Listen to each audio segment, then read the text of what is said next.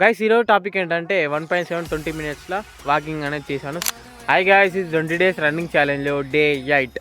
Guys ఈరోజు topic ఏంటంటే 1.7 20 మినిట్స్లో వాకింగ్ అనేది చేశాను. స్క్రీన్ పైన వేస్తున్నా చూడండి. గైస్ నిన్న చెప్పాను కదా, ఈ రోడ్డు పైన రన్నింగ్ చేయకండి ఎక్కువ అని. 3 డేస్ అయితే వేయండి. 3 డేస్ తర్వాత మీరు వాకింగ్ అనేది చేయండి. ఒక 1 కిలోమీటర్ అన్నా 2 కిలోమీటర్ అన్నా. అప్పుడే మీకు క్రీలు నొయ్యకుండా అలాగే మజిల్ పెయిన్ రాకుండా కూడా ఉంటుంది.